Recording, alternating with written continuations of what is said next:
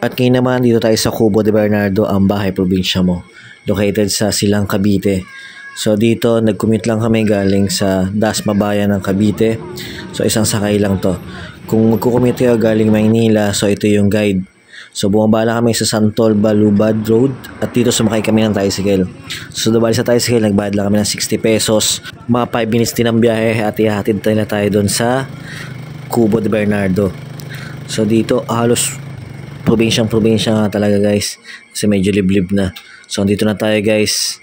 Papasok na tayo. Dito sa pagpasok mo may mga parking naman dito kung may sasakyan kayo. Yan, magkabila, maluwag. So walang problema, kung may motor kayo pwede din. At dito sa pagpasok nyo, ito yung makikita nyo, yung front desk nila, simple lang. At yan, iSIM sila. So diba ito yung pinaka unahan nila.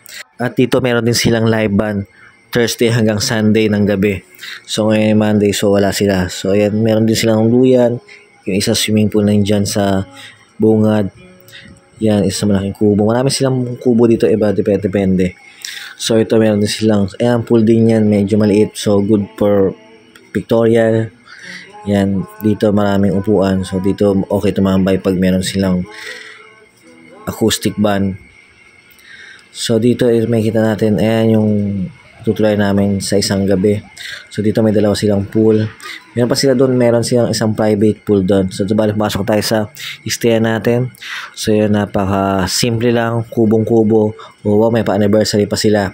So dito guys, wala silang aircon. Kasi sobrang lamig na rin talaga. So ayan, makikita niya. At ito naman yung CR nila.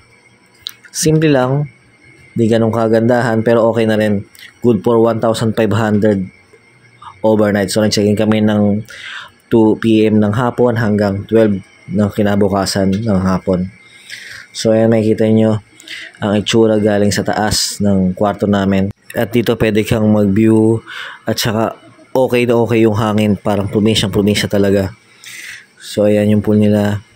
Hindi ganun kalaki yan pero sulit na din. So ito yung isang pool nila, medyo nasa bungad.